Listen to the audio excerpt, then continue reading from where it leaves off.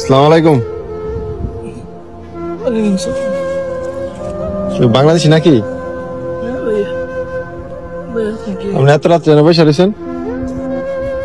এই তো থাকার জায়গা নাই, জায়গা নাই। আজকে অনেকদিন হয়েছে বাইরে বাইরে ঘুরতেছি।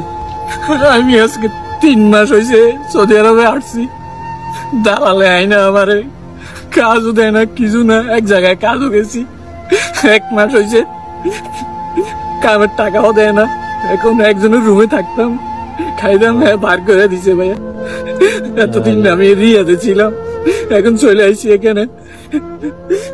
আগামা টাকা আছে নাকি?